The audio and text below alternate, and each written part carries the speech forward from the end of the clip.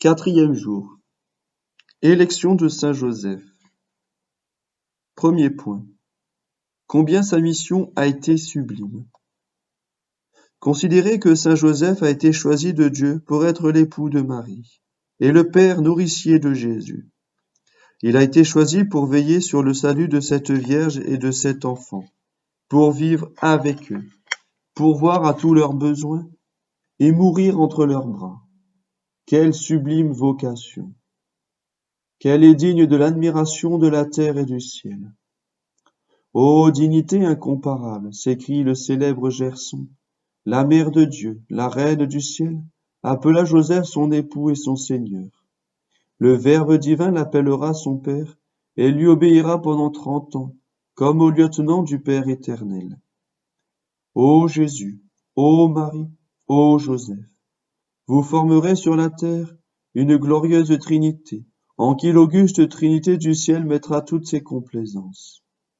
Voilà donc notre saint patriarche, élevé par ses choix glorieux au-dessus de tous les saints, et comblé de tous les dons et de toutes les grâces correspondantes à une si sublime mission. Ô Joseph, que votre ministère est grand, et que précieuse est la part que le Seigneur vous a faite. Permettez que je m'unisse à vous pour l'en remercier, et que je vous félicite vous-même, et m'en réjouisse avec vous. Âme chrétienne, qui méditez ces vérités si consolantes, souvenez-vous bien que Dieu vous a confié aussi Marie, sa mère, et Jésus, son Fils, et qu'il vous a dit, comme à saint Joseph, « Gardez-moi ce précieux dépôt. » Oui, gardez bien ma mère, entourez-la de vos soins, de votre amour et de votre respect, car elle vous aime tendrement. Gardez mon Fils que vous possédez dans la Sainte Eucharistie, et faites en sorte de ne plus le crucifier de nouveau par le péché. Deuxième point. Comment il s'en était acquitté. Considérez maintenant avec quelle fidélité et quel courage saint Joseph a rempli sa mission.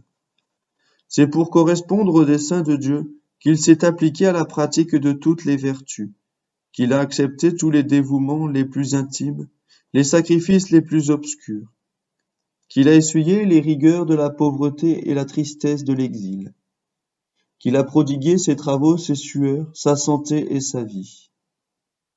Sa devise était « Tout pour Jésus, tout pour Marie ».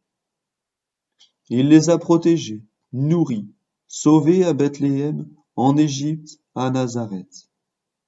Oui, il a été le sauveur de la vertu et de la vie de Marie, le sauveur de l'humanité de Jésus, en le dérobant à la fureur d'Hérode et en l'arrachant à une mort prématurée. Enfin, il a si bien rempli sa tâche que l'Église l'appelle un fidèle ministre, Fidelis Servus. Nous avons tous une mission à remplir, un ministère quelconque à exercer. Soyons fidèles comme saint Joseph. Nous répondrons à Dieu, sur notre éternité, des fonctions qu'il nous confie. Nous n'aurions que notre âme à sauver, c'est toujours un ministère, c'est une grande responsabilité. Mais hélas, combien d'autres âmes peuvent dépendre de la nôtre? Oh, gardons et sauvons notre âme, gardons et sauvons les âmes qui nous sont confiées. Et puissions-nous entendre un jour la douce parole du Père de famille. Courage, bon et fidèle serviteur, entrez dans la joie de votre Maître. Exemple. Une famille de lions avait un fils qui semblait devoir être sa couronne aux yeux des hommes et aux yeux de Dieu. Ce pieux jeune homme se sentit appelé à quitter le monde et à se consacrer au Seigneur dans la vie religieuse. Froissés de cette détermination, ses parents se jetèrent à son cou, répandirent tant de larmes et lui firent tant de reproches qu'ils parvinrent à ébranler sa résolution. Ils obtinrent au moins un délai. Malheureux parents qui disputaient leur enfant à Dieu, et malheureux enfant qui n'eut pas le courage de répondre à l'appel de son Dieu. Ils le poussèrent dans le monde pour modifier ses goûts, et le pauvre enfant se laissa trop facilement prendre au piège. Il négligea bientôt ses pratiques de piété, il s'éloigna des sacrements et se livra à tous les désordres. Pour échapper à la honte de ses scandales et aux remontrances de ses parents, Il s'éloigna du pays et prit un engagement dans l'armée. Son père et sa mère étaient désolés, accablés de remords et de chagrin. Ils n'osaient presque s'adresser à Dieu après leur avoir ravi leur enfant pour le livrer aux démons.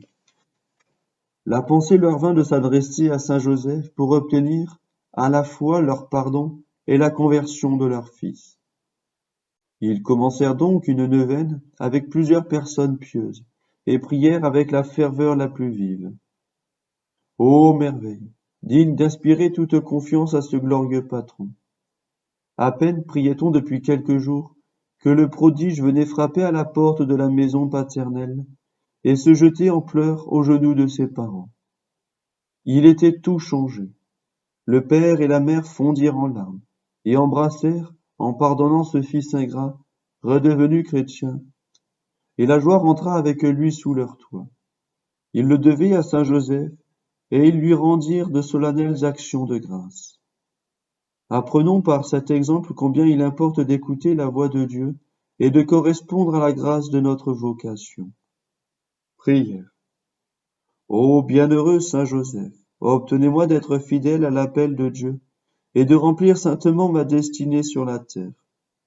Ce que je désire ardemment, grand saint, c'est d'imiter votre fidélité à la vocation et de marcher devant le Seigneur sans m'inquiéter des louanges et du mépris du monde, et d'arriver sûrement au port du salut, ainsi soit-il.